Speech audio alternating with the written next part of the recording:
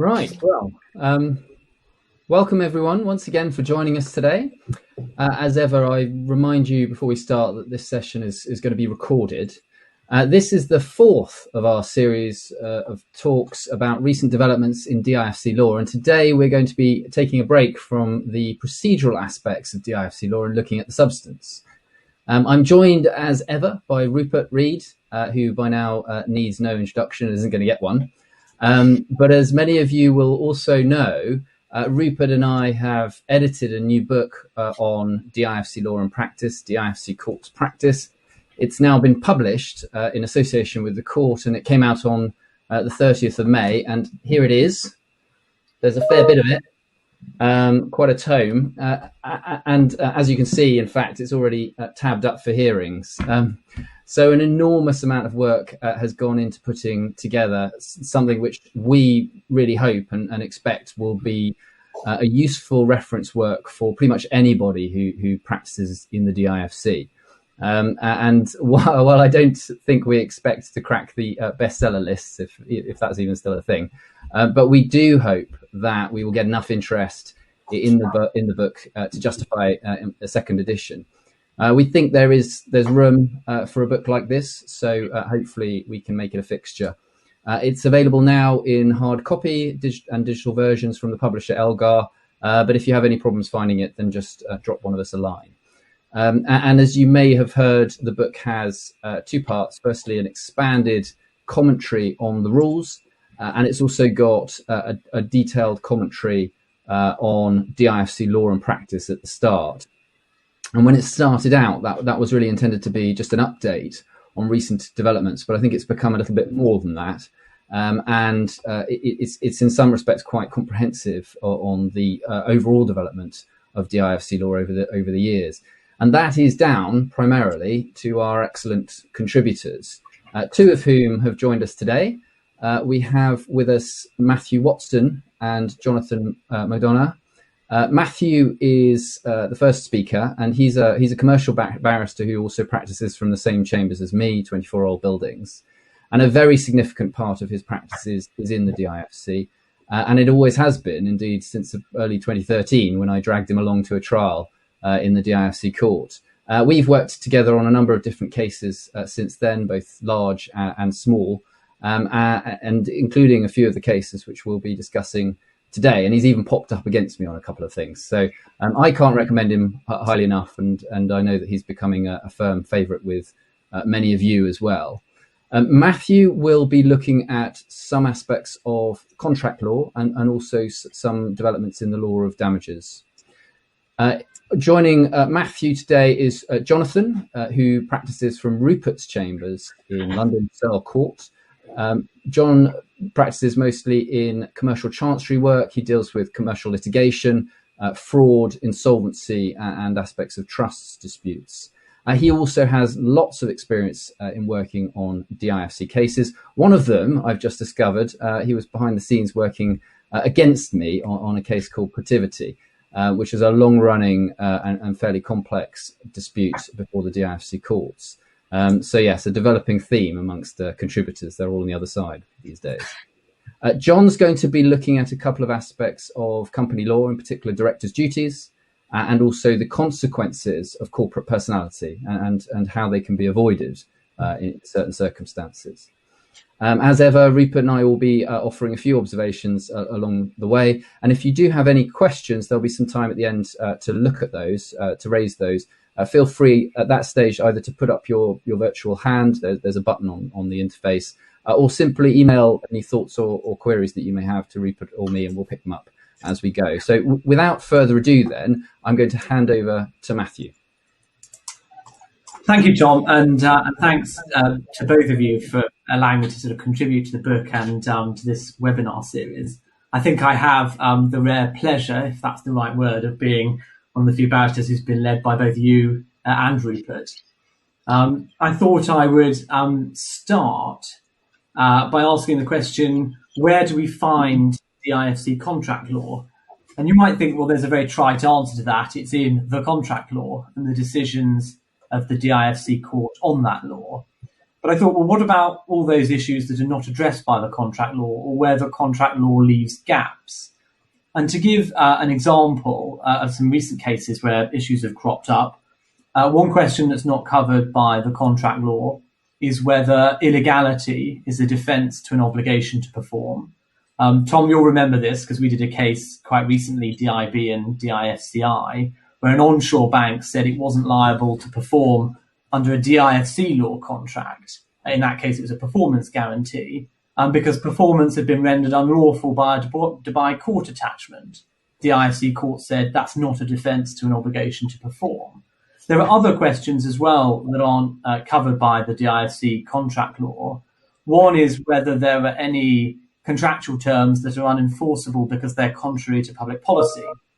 So under English law, as we all know, there are some well-known doctrines. There's the doctrine against penalty clauses. The DIFC court has briefly had to consider that in a case called Roberto's Club and Rella, but no firm conclusion has been reached on that. There's another question about whether covenants in restraint of trade would be enforceable. Nothing is said about that in the DIFC contract law. I'm instructed at the moment on, I think might be the first case where the court will have to grapple with this issue. As I saw that my opponent was one of the attendees for this webinar, I'm probably not going to say anything more about it than that. Another interesting question that's not resolved by the contract law is whether it's possible to waive an obligation under a contract, and if so, under what circumstances is that waiver binding? There's been a couple of small claims tribunal decisions that have looked at the question of waiver, but nothing from the CFI yet. Do English law equitable principles apply in the DIFC? Now, the fallback for the DIFC court over the last sort of decade and a half of its existence has often been the English authorities. And there's no doubt, I think, that English contract law has had a very strong influence on DIFC, the development of the law. But it'd be wrong, I think, to say that DIFC contract law is just a straightforward importation of English contract law. There are some similarities. DIFC contract law follows the common law approach to formation, to offer and acceptance. But in many instances, the law actually reproduces the UNIDRAT principles of international commercial contracts. So one might say, well, given the international scope of those principles, it's not surprising that the bits that are missing are questions of policy, like penalty clauses or covenants in restraint of trade, or those issues that are unique to the English common law tradition, where hard contractual rules were softened by equity. I just want to consider a couple of differences between English contract law and DIFC contract law and think about where we might draw on as sources of guidance for DIFC contract law. Particularly, what I want to look at is contractual interpretation. Quite a significant departure in the DIFC contract law is the introduction of a notion of subjective interpretation. Article 49.1 says that a contract shall be interpreted according to the common intention of the parties. So the starting point under DIFC law is the parties' common subjective intention.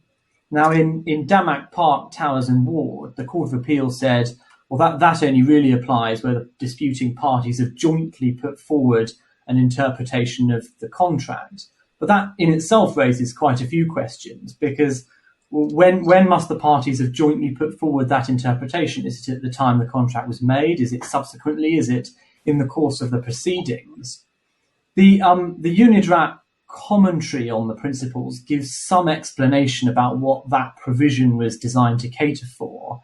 It said that this provision was aimed at a contract term where effect can be given to a meaning which differs both from the literal sense and the meaning which a reasonable person might attach to it, because there was a different common understanding of the parties at the time of the conclusion of the contract. But even the UNIDRAT commentary recognises that it's pretty rare for commercial parties to have a private meaning of a standard form commercial instrument that differs from what we all understand, and recognises as well that all these questions of subjectivity give rise to pretty difficult evidential questions. I think in all of this, one can detect a little bit of the US influence. Because if one looks at the American restatement on contractual principles, that starts with quite a surprising statement that interpretation begins with the subjective analysis. But once it's combined with quite a lot of the exclusionary rules of evidence about what is actually admissible to determine the party's intentions, the result tends to be one that's familiar to all of us, namely an objective analysis. The other quite striking difference is the available material that the court can look to when it's trying to determine the intention of the parties. Article 51A allows the court to look at the preliminary negotiations between the parties. Again, that's something that's traditionally excluded at common law. Article 51C allows the court to look at the parties' subsequent conduct. Rupert will remember his submission that was accepted in Damac Park Towers, that you could look at a party's failure to challenge the other party's view of the contract as evidence of the intention and the common interpretation that was shared. It's interesting, actually, that the UNIDRAP commentary suggests that those provisions were only really intended to be relevant when the court was engaging on its subjective analysis, which sort of suggests that perhaps if the court's decided that there isn't a joint subjective interpretation and it has to fall back on determining the objective meaning of the contract, that one shouldn't really be looking at the preliminary negotiations or the subsequent conduct, but should be focused on the words of the instrument. I think it would obviously be wrong to say as well, just like DIFC contract law isn't a mere importation of English law, it's also not a mere codification of the UNIDRAP principles. A good example of this being the role of good faith. It's there in UAE law, it's there in US law, an implied obligation of good faith. The UNIDRAP principles also have a similar rule. On the other hand, in England, much of the common law world has been hostile to a duty of good faith implied into contracts. The DIFC has taken a somewhat ambiguous middle ground. Article 57 said implied obligations can arise from good faith and fair dealing. But as Justice Giles observed recently in Hannah Al-Hertz and DIFCA, that says that implied obligations can arise from good faith and fair dealing, but says nothing about the implication or application of any term of duty of good faith in any particular contract or any particular situation. So the position is left slightly, I think, unclear. So to return to the question I sort of posed at the outset, where do we look for DIFC contract law?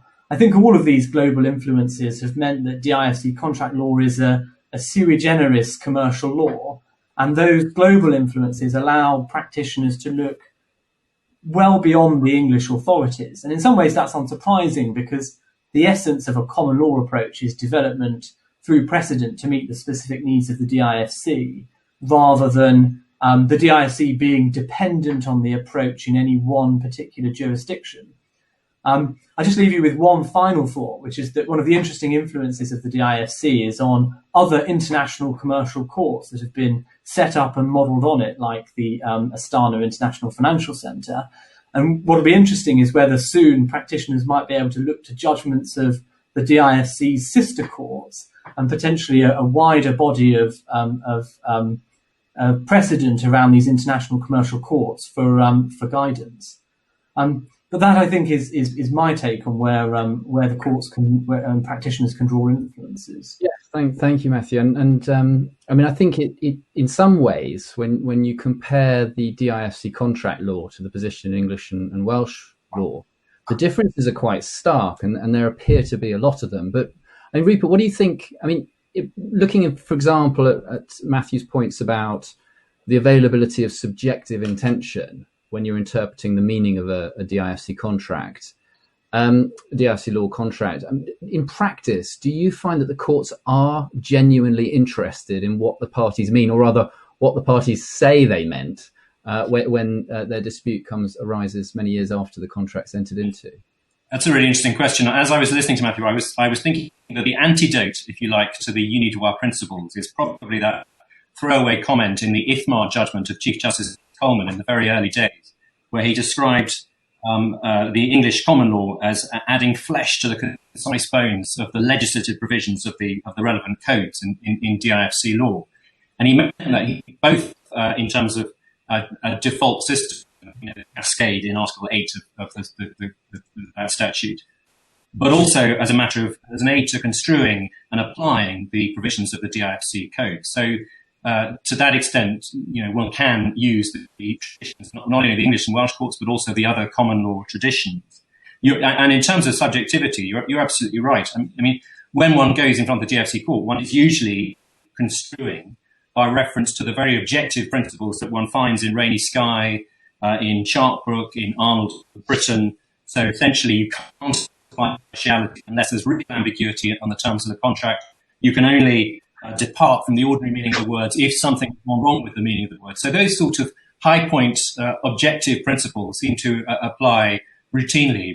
It's relatively rare that one sees reference to subjective agreements or subjective reflections of intentions.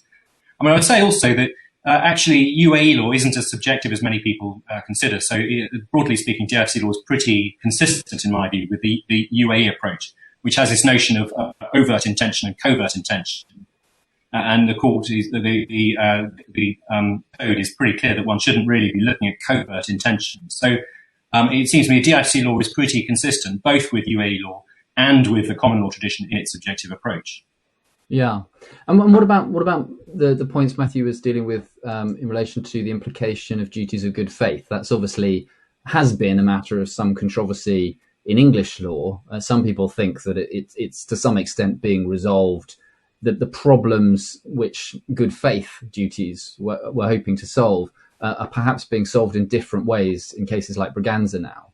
But I mean, in DIFC law, there are these rather curious provisions making reference to good faith and the implication of terms. But as I understand it, there's a school of thought that the implication of duties of good faith is really or can be confined to employment contracts and the employment sphere generally. Does that make sense? Well, Peter Smith asked a question on precisely that issue. Is it merely confined to employment? And clearly, on the wording of the contract law, it's not. But you're right. The English courts have been making real strides in terms of the implied duty of good faith, the emphasis on the spirit of the contract, not the terms, transparency, the duty of parties to share information with their counterparties, taking account of the interests of the other party, all of these mainstays of the developing English jurisprudence. And you mentioned Braganza. Braganza, obviously a case of massive significance, way beyond just the employment context. If one looks at the banking context, where you've got relational contracts, where a mortgagee sets a rate of interest, where a mortgagee decides to value a property for the purposes of checking whether it's still consistent with the loan-to-value ratios, in partnership, in company law, where you've got bonuses that are being set, where you've got profit distributions among partners. In all of these relational contracts, English law is now imposing this implied duty of good faith. And as yet, in DIFC law, we haven't really seen any decisions, and we haven't really seen much sort of pleading of implied duties of good faith. I think there's an assumption that the DIFC takes a much more sort of mercantilist 19th century approach to contracts, that one is rigorous about enforcing the agreements, but not putting too much sort of padding in terms of equity and good faith around those contractual provisions. But yes, huge potential, in my view, for pleading and arguing implied duty of good faith. Thank you. Yes. And I mean, well, it sounds like not only the differences in DIFC law between English and DIFC contract law, but also in the way that we deal with damages and the assessment of damages in the DIFC law. And I think Matthew's got a few words on that. Thanks, Tom. I wanted to consider just a couple of issues of the law of damages, particularly as they relate to contract. The law is generally found in the DIFC law of damages, as I'm sure many of you are aware, and Articles 8 to 11 sort of set out the basic principles, many of which we're all familiar with. So the innocent party is given a right to damages. They're entitled to full compensation, which Justice Giles in TVM and Hashimi said in general reflects the common law principles. It's not to be interpreted restrictively. That it's broad enough to encompass what under common law is called negotiation or root and part damages. The measure of damages is fairly conventional. Parties entitled to the loss of value of performance and other consequential losses are permitted. In Article 11, there's a provision that deals with the level of certainty that a party needs to prove its loss and what happens if there are difficulties in establishing loss with any certainty. There are two things I'd just like to sort of flag, which I think are quite interesting and which are liable to be forgotten. The first is what I call the curious case of Article 35 of the Law of Damages and Remedies, which is sort of buried halfway through. It's a very general provision and says that where any person breaches any duty or obligation imposed under DIFC law, any person aggrieved or who has suffered loss or damage can apply for, amongst other things, an order for damages or an order for compensation. It's a slightly sort of curious standalone provision. It sort of begs a number of questions. Firstly, what, if any, is the difference between damages and compensation? Secondly, whether this provision can be used where a contract is breached. Obviously, failure to perform a DIFC contract is a breach of an obligation imposed under DIFC law. Article 35(3) says that the remedies under Article 35 are available in addition or alternatively to any other remedy. So it's not that a claim under contract excludes this remedy. Who is a person who is aggrieved or has suffered loss or damage? On one view, that's obviously wide enough to embrace a third party who suffers a loss as a result of the breach of a DIFC contract. But it would seem odd that the statute would go so far as to give third parties a general right of action for any loss that they might have suffered as a result of somebody breaching a DIFC contract to which they were not a party. There's only one reported decision of an order being made under this provision, which was in the Al-Kharafi litigation. And there it was used to award interest as damages on a claim under the regulatory law, largely because although you can get interest as damages for breach of contract, and that's expressly set out, it was ambiguous whether you could get that for breach of an obligation under the regulatory law, and the fallback was Article 35. Interestingly, Justice Giles in TVM and Hashimi speculated that perhaps you could get to negotiation damages through Article 35, but given his analysis, he didn't need to get there. I think one of the most interesting questions, though, about the law of damages is the question about the foreseeability of loss. Tom and I, we've just done a case called Amira in front of the Court of Appeal, which is dealing with all sorts of questions of damages in the law of contract. One issue that's not going on appeal relates to foreseeability.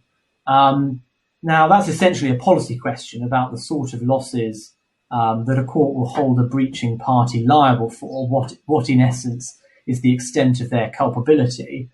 Now, at common law, as I'm sure you all know, a loss is recoverable only if it was the sort of loss that was within the contemplation of the parties at the time of contracting.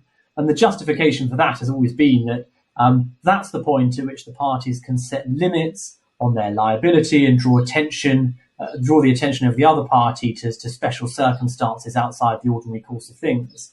But DIFC law is different. Under Article 12 of the Law of Damages, the defaulting party is only liable for loss which it foresaw, so there is a subjective element, or which could reasonably have been foreseen at the time of the breach. And the Court of First Instance in Amira confirmed what is in fact evident from the law, that this is quite a striking departure from the common law rule. What's quite interesting is that Article 12 is word for word a reproduction of the UNIDRAP Principle 7.44, except that the draftsman has replaced the words at the time of the conclusion of the contract with at the time of breach. So there was evidently a deliberate policy choice to change the date when foreseeability is assessed from the date of contract to the date of any breach. But for my part, it's quite unclear where that policy decision came from. The common law rule is near universal. You see it in the UNIDRAP principle, the United Nations Convention on Contracts for the International Sale of Goods, the US Uniform Commercial Code, Under UAE law, generally compensation is for direct damages expected by the parties at the time they entered into the contract. Even under the French Civil Code, damages and questions of foreseeability are assessed from the date of the time when the parties entered into the contract. There's a little bit of commentary to the contrary. There's a Professor Samek in Australia who's written extensively about why it's sensible that loss is assessed by what was foreseeable at the time of breach.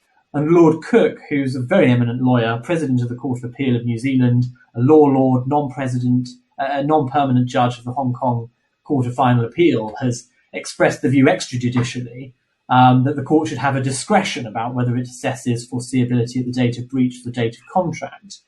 And there are some very old English cases that suggested that the date of breach might be the appropriate date, but they were all swept away in the 19th century.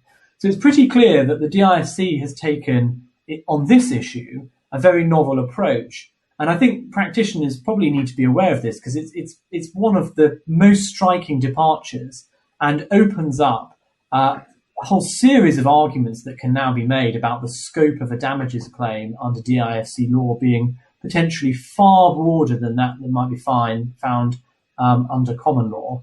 And certainly one for everyone to think about. And be interesting to see how this principle gets applied in practice in cases going forwards.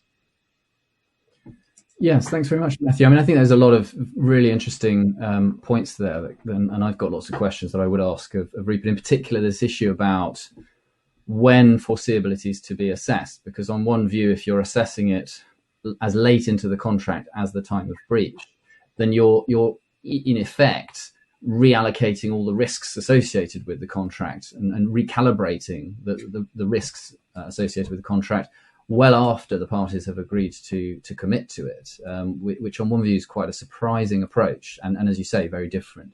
But I'd love to debate that with Rupert, and I know he's got some comments to make. But I mean, I think the time is marching on, I'm afraid. So I'm going to have to ask Jonathan now to pick up the baton. And I think we're going to change gears a bit and start to look at some of the aspects of DIFC company law instead. Jonathan. Thank you, Tom. Yes, we are going to change the gears in terms of looking at different aspects of DIFC law. But I think the general idea is the same in terms of looking at those areas of substantive developments in the law, which may give rise to particular new opportunities, should we say that, for litigators in the future, or new considerations when we are, as DIFC practitioners, formulating claims and defending them. I mean, in my area of the webinar today, I'm going to look at a couple of company law topics. And the first of that is going to be a little section on directors' duties. But in particular, I'd like to look at the implications of Justice Sir Jeremy Cook's decision in GFH and The Hague as relates to DIFC law of fiduciary obligations and what flows from that.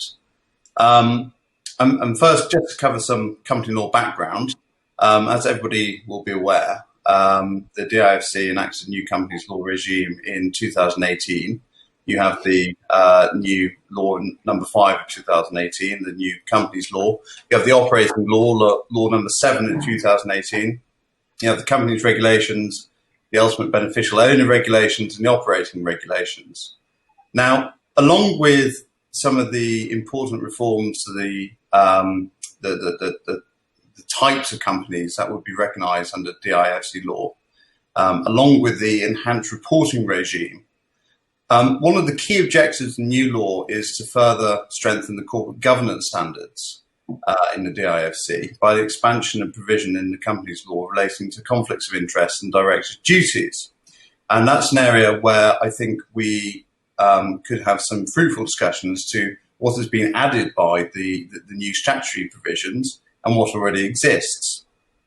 In terms of what has been added by the companies law of 2018, there are new statutory provisions relating to the duties of directors, which are imported from the UK Companies Act of 2006. So they include the duty to act within powers, duty to promote the success of the company, duty to exercise independent judgment, to exercise reasonable care and skill and diligence, duty to avoid conflicts of interests, not to accept gifts from third parties, and a duty to declare interest in proposed transactions or arrangements.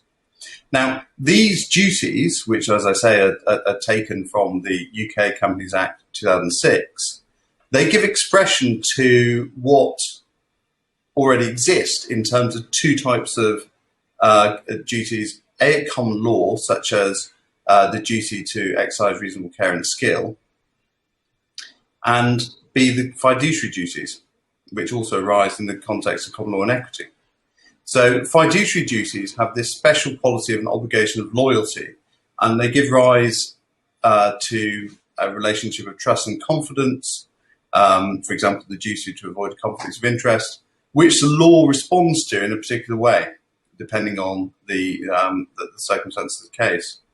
And there's obviously an overlap in the way in which the sort of non-fiduciary and the fiduciary duties are expressed in the statutory code.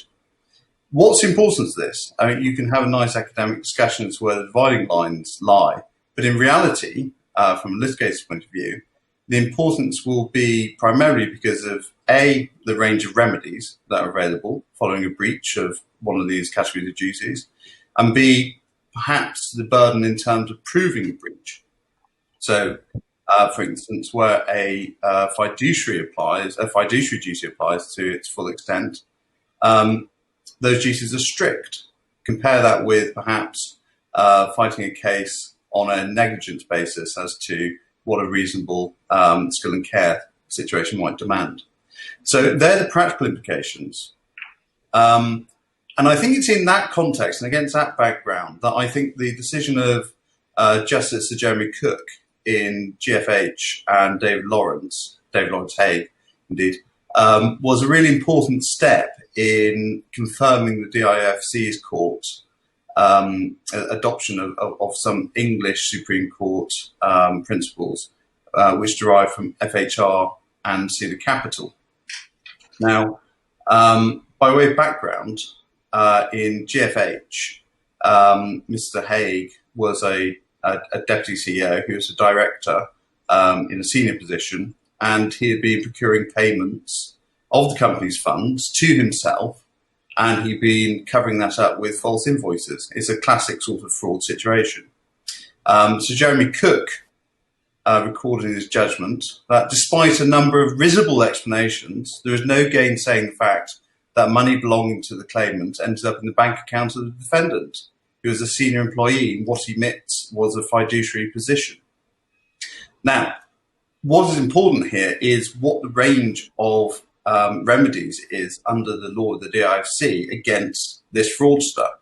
And by adopting the approach in CHR and Cedar Capital, in my view, the court in the DIFC adopted the most expansive range of options available under the common law.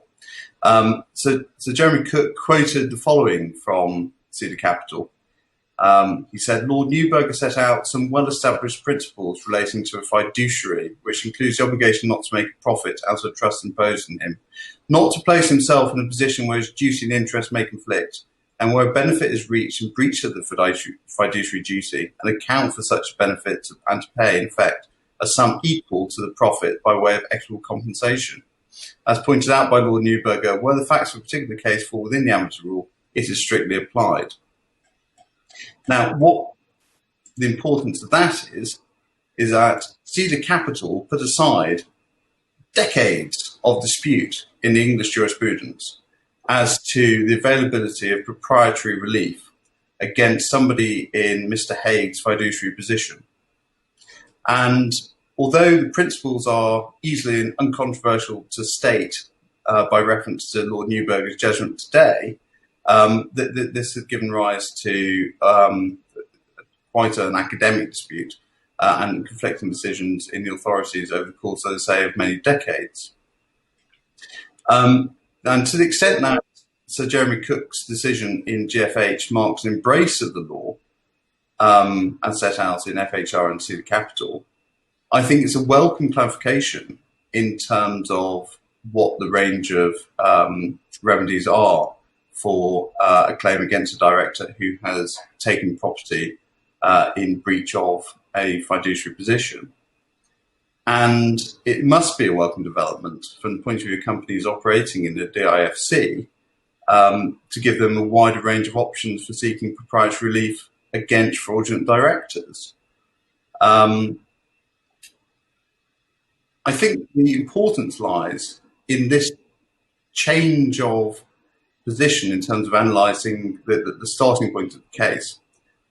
You may now think of directors who take assets in breach of a fiduciary obligation as quasi-trustees, and any authorised profit by a quasi-trustee in that position may be taken to be held for the benefit of the company, and that is quite a launching pad for litigation in terms of recovery of assets. It's also a launching pad for applications for injunctive relief as you're seeking to get your claim underway. And the proprietary rights that may be established by reference to these fiduciary duties and the breach of them give you a strong basis for doing that.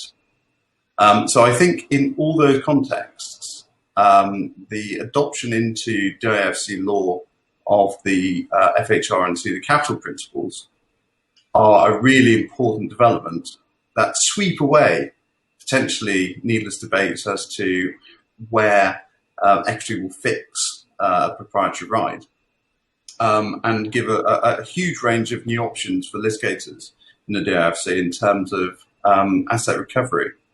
One final caveat, we're always talking here about a director's duty to a company.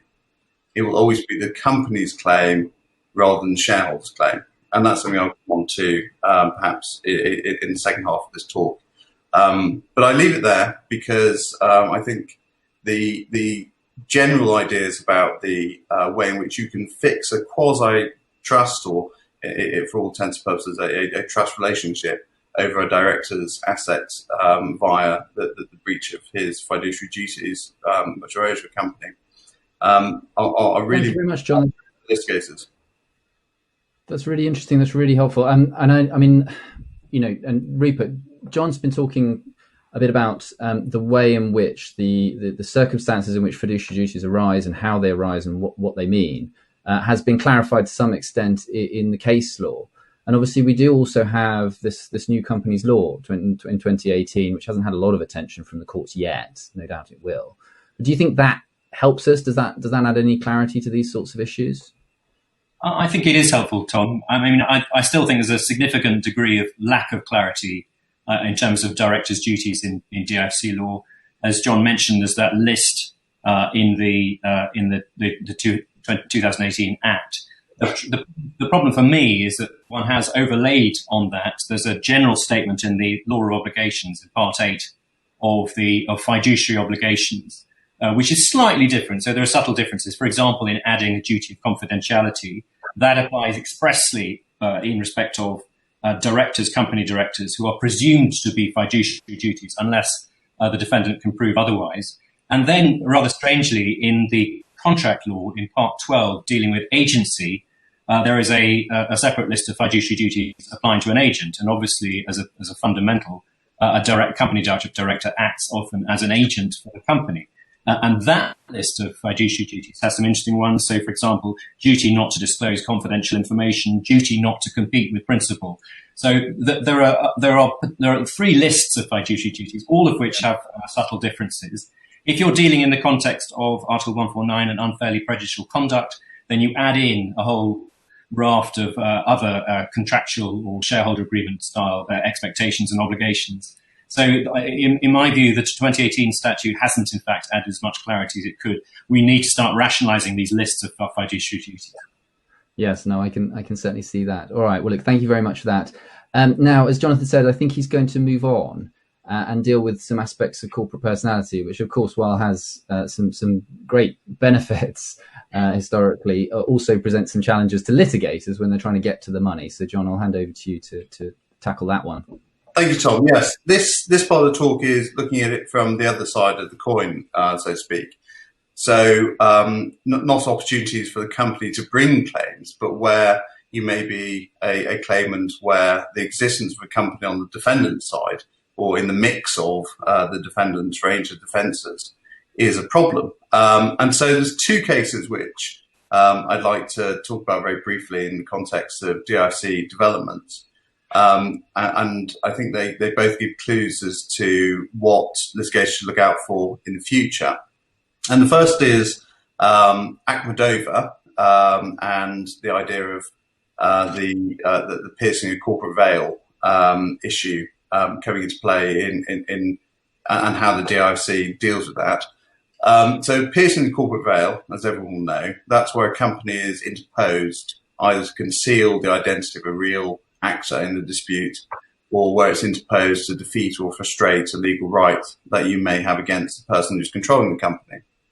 And in Akhmedova, this arose in the context of a battle where the wife of a long-running divorce dispute in England was seeking the DIFC court's support in terms of enforcement. It's also a freezing injunction over a particular asset, the super yacht Luna. Now, I'm sure many people listening to the seminar will have familiarity with this particular case. They may indeed have familiarity with super yachts generally. The important point about this super yacht is that it had been an asset identified as belonging to the husband in the context of UK divorce proceedings, which, as many practitioners here will also know, are famously expansive in terms of the range of assets that are attributed to either side in divorce litigation. Now, it had been identified as something essentially belonging to the husband in the English court's view. The wife wanted to enforce against it.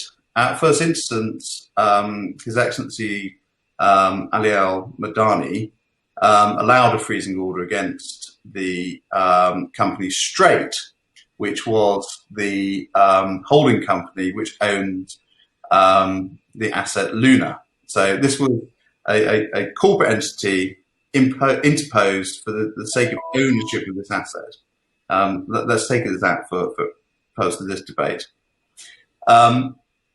However, Straight was not a party to the English judgment, and so when it went to the Court of Appeal in DIFC, the question was whether or not the DIFC had jurisdiction to make a freezing order against a non-party to an English award, and for reasons to do more with the interpretation of the statutes regarding jurisdiction, the Court of Appeal decided it could not. However, throughout all the course of this subset of the litigation, the principles of the English case in Press and Petrodel were ventilated, and at first instance, the DIFC court proceeded arguably along a line that was consistent with piercing the corporate veil. And in the Court of Appeal, the respondents argued that Press and Petrodel helped them, and that in essence, the DIFC court should essentially disregard the corporate personality of Straight in order to find that it had jurisdiction over the yacht in question. Now, what I think is interesting is the way in which those principles were not particularly interrogated. In other words, they were rather accepted, and the Court of Appeal's decision in terms of demanding that a judgment be made against Straight in England before it could continue the freezing order in the DIFC against it is consistent with the principles in Press and Petrodel. I say that for a couple of reasons. In the Press case, it's important that Petrodel was a party. Petrodel is in the position of Straight in the DIFC litigation. It's an obvious but quite important procedural point that you are going to need factual findings to establish a liability in respect of a company that's said to be a mere nominee holder of an asset which really belongs to another party. They are going to be parties. So don't forget them. You can't ignore them simply by reference to the corporate veil piercing principles. And you've got two bases upon which the press and petrodel principles may apply. There's a concealment principle, and that is the interposition of a company so as to conceal the identity of the real actors. And in those circumstances, the court won't be deterred from identifying where the real actors really lie, and that the court will look behind the facade. But they won't. That doesn't involve ignoring the corporate structure. That's simply a fact-finding exercise in terms of where the real actors lie. You have a second category of cases under the press principles, and that's the evasion principle. And that's where the court disregards the corporate veil if there's a legal right against the person in control of the company, which exists independently of the company's involvement. So in other words, where a company is interposed so the separate legal personality of the company will defeat or frustrate its enforcement, the court will simply sidestep. Now, these are fine distinctions, but they all relate back to the need to make careful factual findings in relation to the circumstances at hand. And I think that is the point I would take from Prest and Akhmedova, which is you can't get past the corporate shield without them being parties, or at least not easily. The court's not simply going to accept submissions. You're going to have the findings, and the need to have the findings has procedural consequences. The second issue I'd like to very briefly touch upon is the question of reflective loss under DIFC law. And I think this is an open question. This arises from the decision of Sir Roger Giles in Nest Investments. Now, reflective loss. The issue is, can a shareholder bring a personal cause of action for the loss of the value of his shares where the circumstances he relies upon substantially overlap with a claim by a company? The general rule in England is that a shareholder cannot recover for loss which is merely reflective of the company's loss. But I think it's uncontroversial that the position is different in different common law jurisdictions. And what is striking is that this difference was alighted upon by Sir Roger Giles in the Nest investment decision. He said this: the principle is not universal in common law jurisdictions. In contrast with English cases, for example, in New Zealand, the loss in the value of shares may be recoverable by the shareholder. And there are limits to the principle. Its policy basis is that there should not be double recovery at the expense of the defendant or recovery at the expense of the company, its creditors or other shareholders. Accordingly, it does not apply where the company has no claim or where by reason of the wrong done to it, the company is unable to pursue its claim against a wrongdoer. Now, that's a really important statement. And it does seem to me that it opens the door to a refinement of the reflexive loss principle in the DIFC jurisdiction. There may be no principle of DIFC law barring a claim brought by a shareholder on the basis that it would be a claim for reflexive loss. And if there is a principle, there may be particular limits to that principle which will need to be developed by the DIFC jurisprudence in due course. Thank you. I think Tom may have dropped out of the spotlight, so I shall take over take the chair for a moment. I'm fascinated by the separate legal personality. I'm fascinated by the issue of corporate veil. I mean, there is clearly piercing the corporate veil on a regular basis. Every freezing order that comes out of the DIFC court has that wonderful paragraph that's in the standard form to the effect that the respondent's assets include assets, whether or not they're held in his name, and assets over which the respondent has power directly and indirectly to dispose and deal of. So there's veil piercing, if you like, in that very common, very standard form order. Weirdly, it only applies to the freezing order. That definition of respondent's assets doesn't apply to the asset disclosure order. So there's a little bit of ineffectiveness there. And I think for me, the lesson of Akhmedova is that actually joining in the corporate interposed parties as parties in order to get an order against them may actually be a really valuable strategy. I wonder too, and I throw this out there, I don't want to develop it, but whether notification made against the corporate interposed parties may also be effective in terms of trying to police a freezing order that is aimed at the wider definition of the respondents' assets.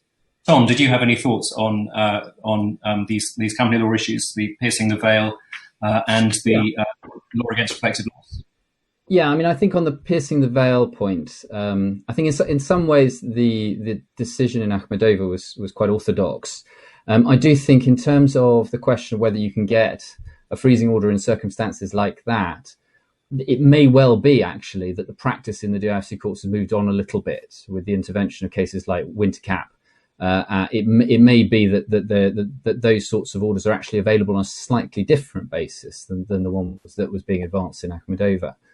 I mean, I think I'm particularly interested, though, in what these issues about reflective loss, because in my view, I think there is potential now throughout the common law world for some quite significant change in the way that the common law looks at these problems of reflective loss. We've had the Court of Appeal decision in the Marex case in London, which really confined the exceptions to the reflective loss principle to a very narrow category. Indeed, I think the point was made when it went up to the Supreme Court that actually those exceptions, really since Johnson, have only really been applied in one case. There's only one case which has found itself within the confine of the exceptions. And I think while you look at the rule and you can see that there are very good policy reasons for the rule, on the other hand, the effect of it and its application has often been, firstly, to deprive parties who suffered loss from any practical route to recovery in some cases, and secondly, to insulate wrongdoers, certain types of wrongdoer, from any liability at all. And so I think there might be a sense, and I get it also from having watched some of the argument in the Supreme Court, there might be a sense that the balance is wrong and it's too far in favour of the wrongdoers, and it's too protective of these risks, these apparent risks of double recovery and so forth. And so I think there is scope for real change in the common law. I don't know whether it will happen. My sense is that it might. And then there's obviously the further question of, regardless of what happens in London, which way will the DIFC court go? And there's suggestions around the world as to slightly different approaches in some jurisdictions. And I know Matthew is dealing with a case in Guernsey on very much this issue. And I know it's also a favourite topic of his, so feel free to jump in. But I'm also currently dealing with one in the DIFC.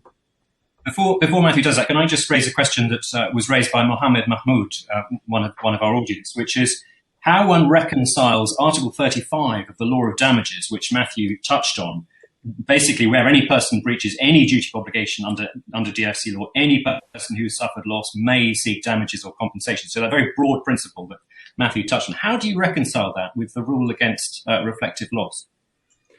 I mean, I think it can be, as a matter of construction, you can reconcile it. I suppose it depends on what's a qualifying loss in those circumstances.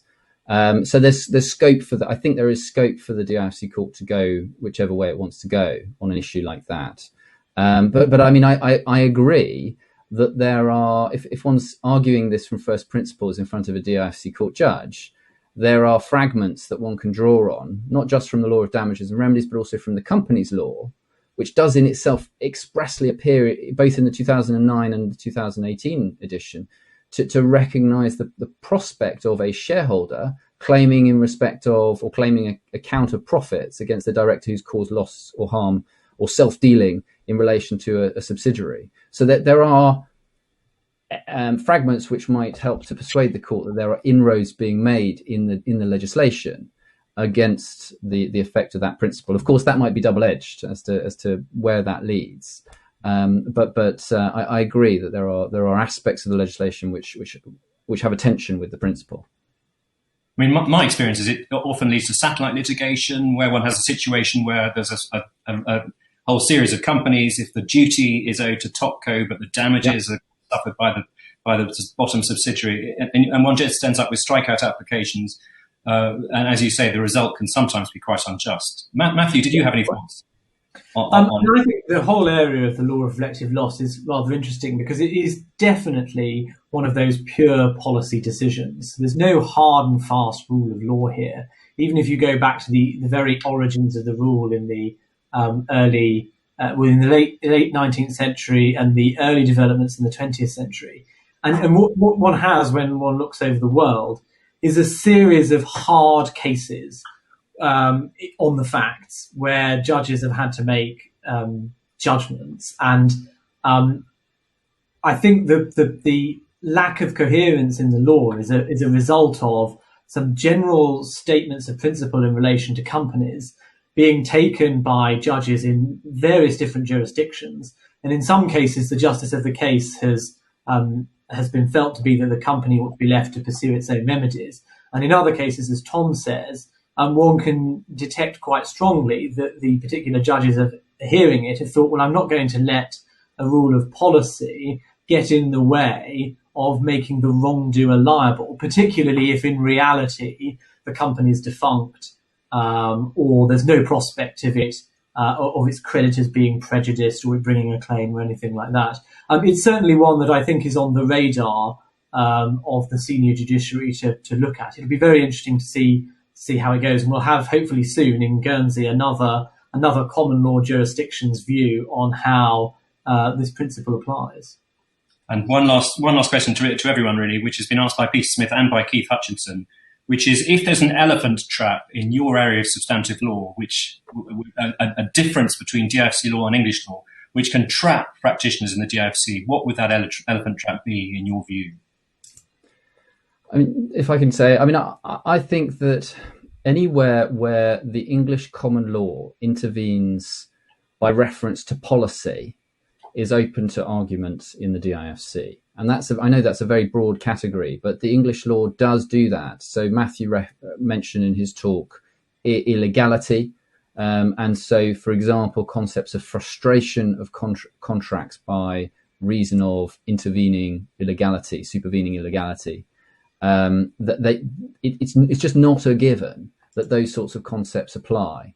Matthew mentioned restraint of trade, and we've had discussion, I think, about penalty clauses in DIFC law. Now, those are open questions in the DIFC court, but those coming fresh to this jurisdiction, it seems to me, very often approach those sorts of questions on the assumption that English law applies. And so I think in those circumstances, they miss out on the prospect of an argument that actually those principles don't even exist.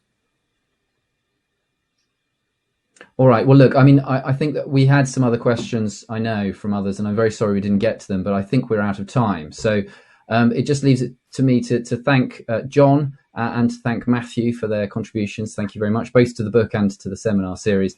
And to remind you that if you've missed any of this, then you can pick it up. And it has been recorded, and you can pick it up on either chamber's website. We will be back with the final talk in our series, which I think is now taking place on the 2nd of July, which is Thursday in 2 weeks' time.